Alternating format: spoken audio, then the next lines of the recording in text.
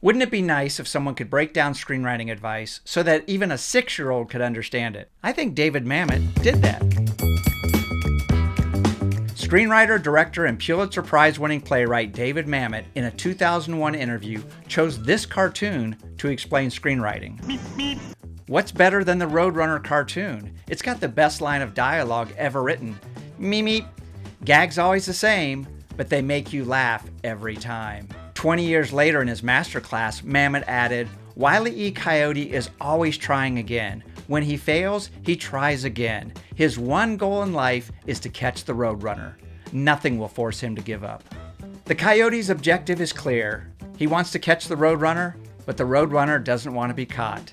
Embedded in those 2 words, meep meep, is the essence of screenwriting. The first 3 chapters of my book, Screenwriting with Brass Knuckles, are on conflict, character, and concept. Both the Coyote and the Roadrunner are in conflict because they both want the same thing, to survive. The stakes are high for both of them. It's as simple as the Coyote wants to eat and the Roadrunner wants to prevent being eaten.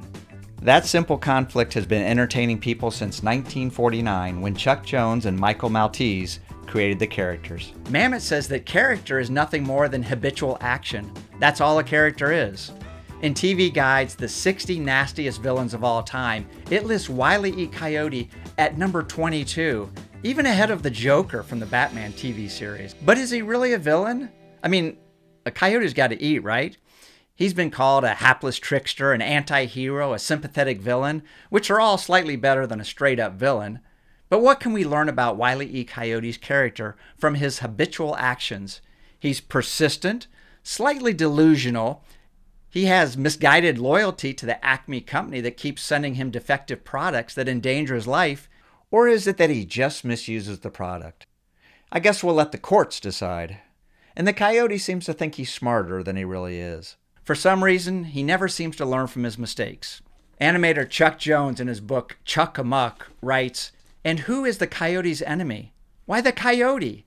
The Roadrunner has never touched him, never even startled him intentionally beyond coming up behind the Coyote and occasionally going, meep, meep.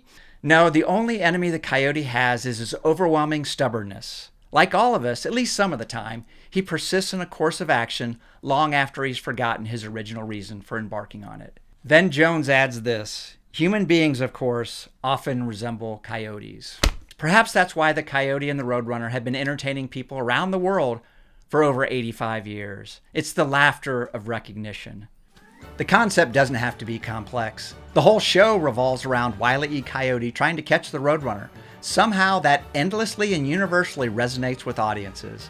You won't find a narrative arc, rich character development, or an intricate plot, but you will find props that don't work, the element of surprise, and lots of action. Perhaps that's the real takeaway here, the thing that any 6-year-old can grasp.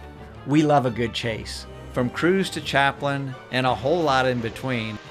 Heck, Steven Spielberg's first movie, Duel, was essentially a giant chase scene. Of course, your story doesn't have to have literal chase scenes, and to drive that point home, here's one last quote from David Mamet. As long as the protagonist wants something, the audience will want something. So your characters always want to be chasing a goal.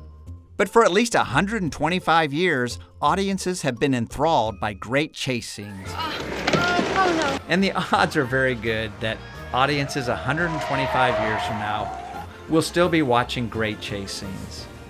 And probably still watching Wile E. Coyote chase after the Roadrunner. Watch this video to learn the inspiration behind the origin story of Wile E. Coyote and what Chuck Jones listed in this book as the 9 rules that he used when creating that classic cartoon.